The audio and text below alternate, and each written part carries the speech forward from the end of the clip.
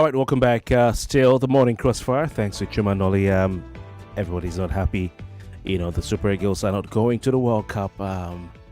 Everything boils down, in my opinion, to the Nigerian Football Federation. And as always, that is the genesis of the problem. All right, it's time for Dailies Today, Part 2. And of course, we'll be joined by our guest, Dr. Majeed Dahiru, in a matter of seconds. We're trying to make sure that we have him, on the link. But please do feel free to be a part of the conversation. Call 0201-277-0993, 0201-277-0993, and of course 0201-465-7190, 0201-465-7190. Very glad to read from you, hear from you, whatever way you'd like to join in. I'm very glad to have you be a part of the conversation. Okay, I can see Dr. Dahiru there. Our WhatsApp number for your message is 08095975805, 08095975805. Do we have Dr. Majeed Dahiru? Oh, I see him. Dr. Dahiru, good morning to you. I think I'm muted. Okay. Dr. Dahiru, good morning to you. I know you can't see me. We'll work on it. But hey, how is Abuja? Good morning. Okay, cool. All right. Have you seen any torn umbrellas on the road anywhere in Abuja as you moved around over the weekend? Anyway, that's Nigerian politics for you. Okay, yes, sir. We're streaming live on Facebook, also streaming live on YouTube. Please head to our Facebook page, facebook.com/Nigeria Info FM, facebook.com/Nigeria Info FM. You can also go to YouTube and search for Nigeria Info FM. It's a verified YouTube account, and then you can have your say. Dr. Dahiru, let's start with Super Eagles. I think let's just get the sport out of the way, line this properly. We know what happened last night. Many of us were up, to watch the penalty shootout, and Super Eagles lost to the Democratic Republic of Congo on penalties. This means Nigeria will not be going to the World Cup. What's your analysis of that development? Well, I'm not particularly a sport enthusiast, and I didn't even watch the match. I was not even aware that there was a qualifying series being played for the World Cup. That's how much I'm detached from sporting activity, particularly football. And so I don't really have much to say, but I understand from the feelers, from what I've been reading all over the social media up until this morning, people are saying, Nigerians are saying that the best side won, and that the country that defeated us, I don't know the name of the country now, deserves to go to the World Cup more than Nigeria. I also heard some people say that the Nigerian side played with a bit of like a radical attitude towards the game, that they were not very passionate. People called out the goalkeeper, Nwabali or somebody like that. So I think there's a general consensus that we didn't just do well, and that the team that defeated us did better and deserves to be in the World Cup much more than us. Yeah, they did better. You're right on that account. I've never seen Super Eagles outplayed by an African team in such a manner before. I had never seen it ever in my life, and it made me sad. All right, Dr. Majeed Dahiru, we have the papers this morning, and I can see a few stories on PDP, but I think the weekend papers may have been the ones that covered the PDP story quite well. But we'll give you a chance to just comment on the suspension of likes of Nyesom Wike, your neighbor somewhere in Abuja there. The likes of Samuel, My landlord. your landlord. Sorry, your My landlord. landlord. Your landlord. Senator Samuel Ayawu, who's also your neighbor. Dan Obi, Yes. George Turner, and co. What are your thoughts on what happened in Ibadan on Saturday? I think it's an attempt for the other faction of the PDP to flex some muscles, having gone ahead with that convention. It's not altogether unexpected. I think what they've done is to simply do what they think is politically expedient and then go and pursue validation in court later, because their actions would definitely plunge the PDP deeper into a legal conundrum that I do not know that they will require from before 2027 elections. So it means the crisis of the party has become deeper because all of these people are going to challenge their expulsion. It opened another chapter of litigations here and there. So the party would definitely be mired in litigations, legal conundrum between now and 2027. And that puts the party in a very bad shape and makes it a very high-risk platform for anybody who wants to contest elections. So you're likely going to see more decamping from the PDP into other parties, particularly the APC in the days to come. So I don't think PDP has actually sunken in deeper into trouble and into crisis. And I don't know that you require from this crisis before 2027 elections. All right. Interesting. We hear the governor of Taraba State, Kefas, has already announced that he has a date in mind to leave PDP on the 19th of November. Exactly. And he's going to APC, of course. But on the front page of today's Vanguard, Convention of Controversies, what the paper calls it. Convention of Controversies. How Turaki emerged as PDP national chairman. Era of impunity in PDP gone, Turaki. What else will he say? To save PDP is to save Nigeria's democracy. Olaripo Hashim is the one saying that one. And the Punch's take.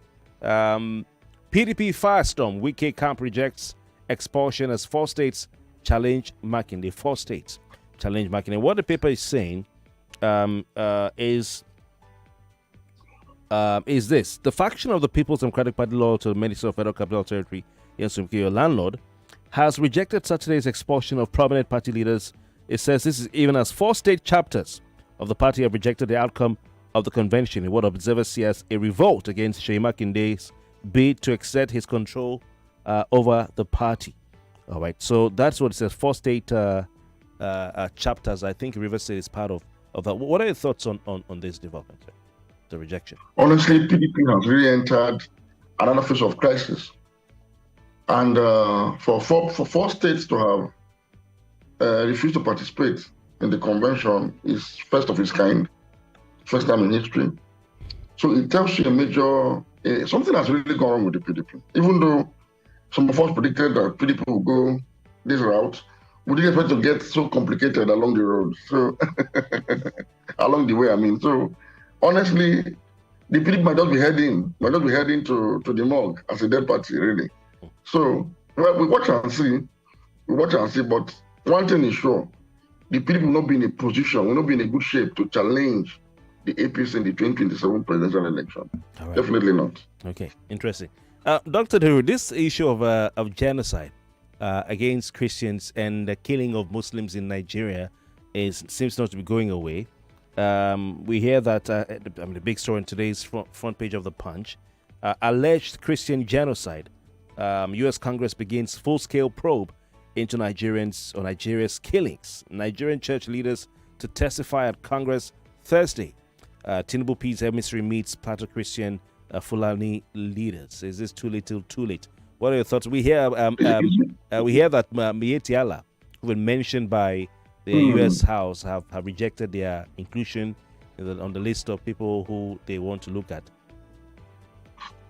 In all of these conversations, something became very clear to me. It's like people don't understand the meaning of genocide, particularly those in government and those that are sounding defensive, particularly the Muslim community, unfortunately so. They do not understand the meaning of genocide. Genocide is a peculiar pattern of killing that involves the identity of the victims and the perpetrators. That is, when people are killed because of their faith, when people are killed because of their ethnicity, when people are killed because of their race, when people are killed sometimes because of their political persuasion, That is, it has to do with the identity of the victim, especially when the perpetrator is of a hostile identity as well. So we are still fixated on this narrative that all Nigerians are victims. And I said, no. We are discussing genocide. All Nigerians cannot be considered as victims because the major culprit here, the jihadi groups operating in Nigeria, ISWAP, Boko Haram, and killer headsmen, are all of the Muslim faith. They kill Muslims as well, but it does not count when we are discussing genocide. But once they cross the line to somebody else's faith, like Christians, no matter how insignificant the number is compared to the killings of Muslims, the red light of genocide is beamed immediately. You see, this simple misunderstanding of genocide has brought us down this road. So what we are saying is, whereas we've had killings across the country, but when you have jihadi groups targeting Christians cannot be faulted in Nigeria for saying that there's a genocide against members of their community. And the solution is simple. Stamp out insecurity.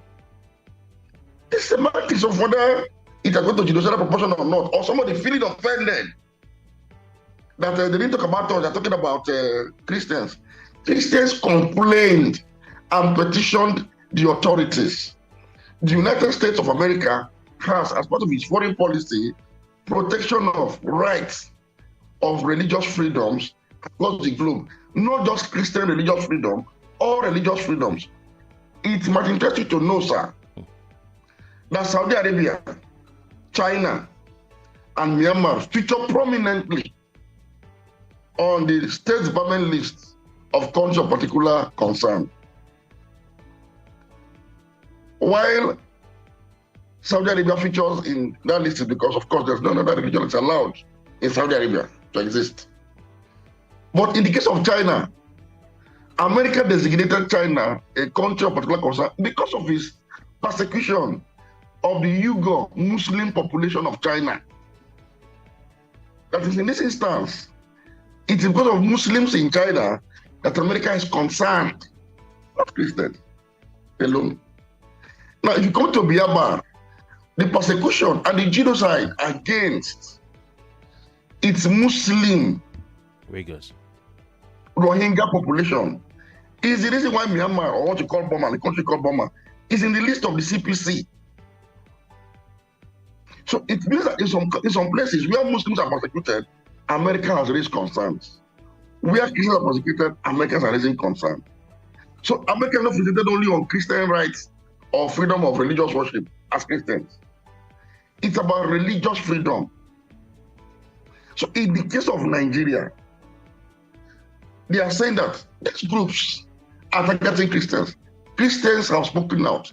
I'm not aware of any Crusader Christian group in Nigeria. It does not exist.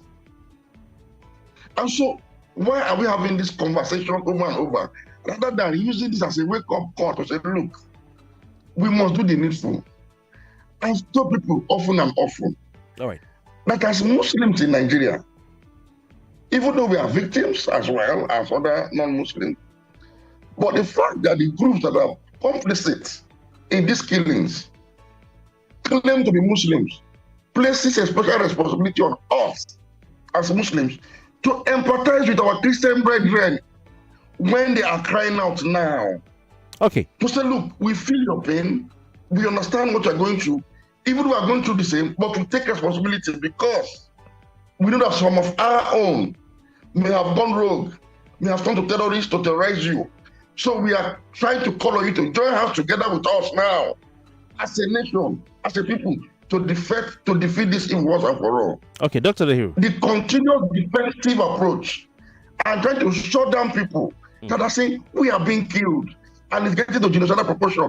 It's unhelpful. Okay. It's provocative. Dr. Dahiru. Yeah. I can't say this enough. Interesting point there.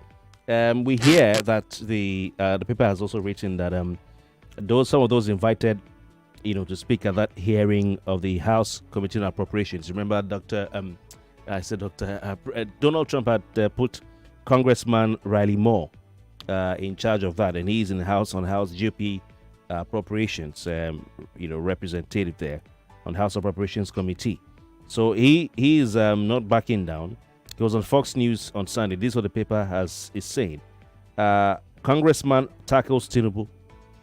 This is Riley Moore, Republican, in an interview with Fox News on Sunday, said, quote, "We've already started that investigation, and it's the House Appropriations Committee. We're working with other relevant stakeholders in Congress, including the Foreign Affairs Committee, always also working with the leadership to present findings to the president as soon as we can. And once we have some real ground truth from our perspective." Blah, blah, blah, blah, blah. He says, according to him, what is going on in the country is horrific. Quote, "Horrific, these killings of brothers and sisters in Christ, but we, and the president has said it, we're going to stop this." Okay, and he commented on Tinubu's pushback that Trump claims do not represent Nigeria's reality. He says Moore countered the president, Tinubu, saying, "Unfortunately, that is completely false. I mean, there are states in Nigeria that have blasphemy laws. People who are facing death penalty right now for blasphemy against Islam. There's a person, quote, there's a person right now who is held in prison for defending himself from an attack by a Muslim militant from the Fulani tribe. He defended himself and is facing the death penalty. So there's a serious persecution happening in Nigeria, and President Tinubu, who is in a difficult position and trying to protect his interests there in that country, but they are complicit in this to one degree or the other with statements like this." So what do you make of the government's approach to this? Going out to say there's no genocide in Nigeria. And I mean, the Foreign Affairs Minister even looking at the Nigerian Constitution, saying the Constitution protects all freedoms, guarantees freedom of religion, freedom of worship, and all that. And then now, at the last minute, the president sending so-called peace emissary, special advisor, peace emissary, Dr. Abiodun Eshiet, to go meet with Fulani communities and Christians in Plateau State. That is an acknowledgement. This last point you made about meeting Muslim and Christian leaders is an acknowledgement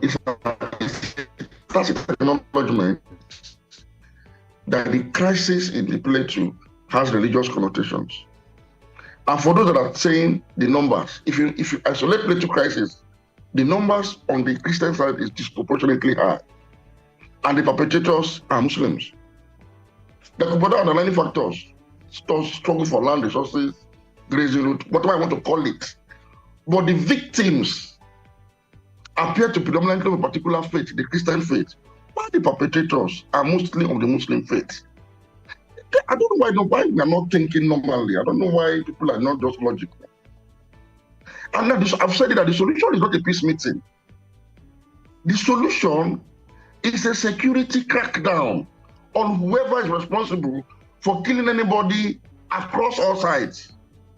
Whoever kills a Fulani man and steals his cattle should be brought to justice immediately. Citizens who simply share ethnic or religious identity with those they perceive to have violated their own properties and life should be able to prevent it from happening. That's what the president wanted in the jungle. Or when it happens, the perpetrators should be brought to justice. This is the least the state can do. These peace meetings are unhelpful. You see, being law-abiding, being peaceful as a citizen, it's a charitable activity. It is a must. You must be law-abiding. You must be peaceful. You don't have a choice. Nobody should be begged to be peaceful. Nobody should be begged to be law-abiding. The state should compel and enforce law and order and enforce peace and security across the land within a framework of justice, equity, and fairness. That's all. All right. Now, as per the argument by the Minister for Foreign Affairs, I find it disingenuous. You see, the Minister for Foreign Affairs should know that the global community have intelligence support from within Nigeria. They have agents here. They have emissaries here. They have embassies here. They have diplomatic missions here. And they are aware that the constitution that we are holding and showing them that this is what binds us as a secular country has been undermined by many states in the Muslim North that introduce Sharia law, which is contrary to the constitution, which undermines the constitution, which undermines religious freedoms, which institutionalizes persecution of non-Muslims, especially Christians. Why are we living in this denial? Why? I've made the point severally that any state you see, any entity, any sovereign entity anywhere in the world, you see that is governed by Sharia law. In such an entity, Christians don't enjoy equal rights with Muslims. It is embedded in the Sharia law itself. That is the hallmark of the Islamic State. That is the foundation for the persecution we're talking about. You don't enjoy equal status. A non-Muslim can never live in Muslim Sharia governed state. There are levels in life you cannot rise to. In fact, you exist at the mercy of the dominant Muslim group. And that is a fundamental contradiction to the Constitution of Nigeria. Fundamentally, no matter how we try to sell absurdity in this country in the name of scholarship or whatever, it can never make sense. That's why I have dedicated my entire body of public work, intellectual work, to the dismantling of all religious interference in the affairs of state. The state and religion must be separated firmly. Why the Constitution should guarantee all religious groups the free practice of their religion without inhibition, but without imposing their values on others. You can't have a law in Kano, for instance, to prevent the consumption of alcohol, because religion does not allow it. Because the religion does not prevent you from taking alcohol. Why should it prevent the person from taking alcohol? Why must you even go a notch higher by destroying people's businesses that are engaged in the sale and distribution of alcohol because your religion does not like it? You have crossed into somebody's red line. You have violated somebody's economic rights. The same way, for instance, if a state in the south tries to make a law and say, okay, people must consume alcohol to reside in this state, how would you feel? And say it's a political site. For you to reside in this state, you must take alcohol first thing in the morning. So simple. If you want to take alcohol, you take. You don't want to take, leave others want to take. All right. Okay. That's the kind of freedom we want. Dr. Dahiru, the COP30, how will I put it now, Inquisition is still on. And the Punch has another story, COP30, presidency, Obi clash, or 423-man Nigeria delegation. I don't need to go into that. I think the headline speaks for itself. Sir. Well, it's a no-brainer that we have always called on government to make sure that at a time like this, when we are having financial crisis, if you like, when government is not able to meet up with some of its basic responsibilities, I mean, it's unhelpful. It does not make sense as well to go to some of these events with a bloated delegation. So I think the most important people that should be there should simply be there to save scarce resources, to save the government the much needed resources it needs to channel into other areas. Look at the state of our public roads. Look at the state of public services generally. It's about the worst it can be. So why are we, wasting so much money year in, year out on a particular COP event? For me, it's becoming a jamboree and an excuse to simply make some money, extra money by state officials from the state coffers. It should be discontinued. For a country where citizens are going through the kind of hardship we are going through because of some of the policies of the government, the least the government can do is to demonstrate some level of sensitivity to apply it by not being as wasteful as they are being by going to an event. So there's COP with over 400 delegates. I mean, we've been saying this over and over, and the government seems not to be listening. Of what value, of what importance really is this event to Nigeria that you must go with this large delegation? I mean, I saw someone breaking down the figures of how many $1 million would have been spent, to take all these people there. And this is the same federal government who placed a limit. They announced a policy limiting how many persons are allowed to go for such events, and I don't know what happened to that policy. Do they even remember? I think they've forgotten. But please call, for those of you listening, 0201-277-0993 and 0201-465-7190 if you'd like to comment. Dr. Majeed Dahiru, this is an interesting one from today's Vanguard. Tinubu to appoint ambassadors soon. Presidency. The word I think we got online there is soon. Your take. When will that soon be? Honestly, I don't know why we are not having this conversation at all. You see, a government, a newly elected government is supposed to have your foreign policy master plan handy. It's called a foreign policy agenda. What is it you want to achieve? So that means as you're coming in, you're going to appoint a minister of foreign affairs and then appoint ambassadors that will help you drive that agenda. Does it mean that our president came into government without a foreign policy agenda of his own? Or is not aware that in today's world, diplomacy drives, or is the oil that actually drives economic development and national security? Because everything in the world today is externalized. Trade is externalized. Defense cooperation is externalized. And so you need salesmen in form of ambassadors in your most important diplomatic outpost to help you secure your national security guarantees and interests and to help you market your country in the international trade arena. So how come in over 2 years of his administration, he has not been able to appoint ambassadors? And it's only now that we're having this pressure from the United States that we're thinking about appointing ambassadors soon. Again, for me, it's not also about us appointing ambassadors. Maybe again, we should decide this time around, arising from the problem we're facing with the United States, to appoint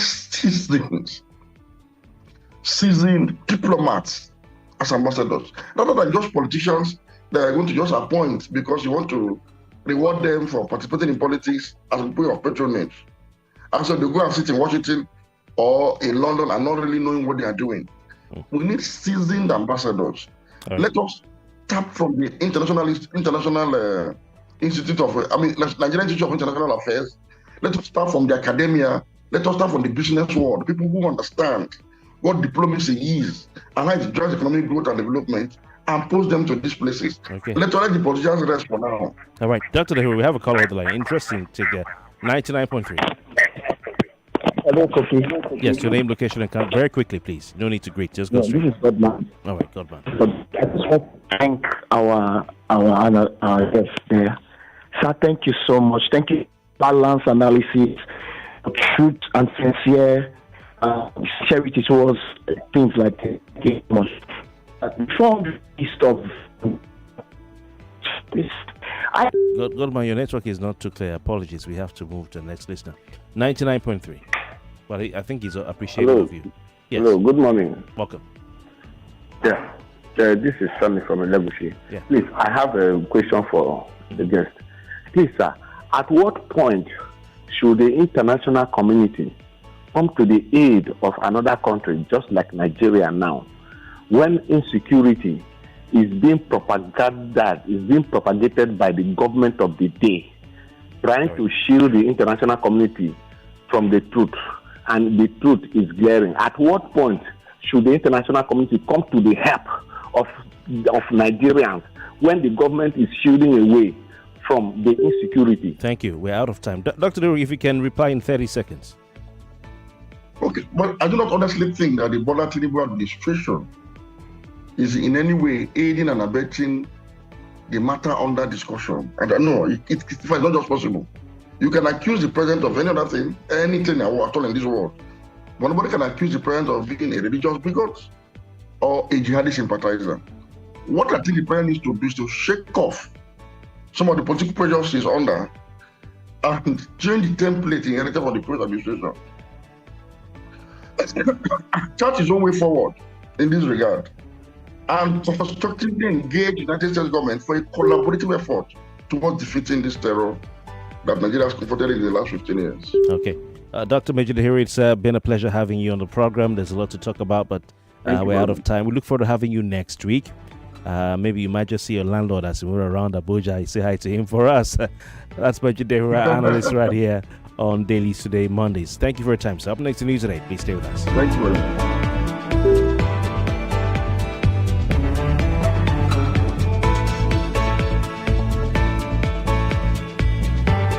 Info. We are more than just radio. Subscribe to our YouTube channel at Nigeria Info FM. Check us out on Facebook at Nigeria Info 99.3. Follow us on Twitter at Nigeria Info FM and on Instagram at Nigeria Info FM Lagos for live updates as it happens. 99.3 Nigeria Info. Let's talk.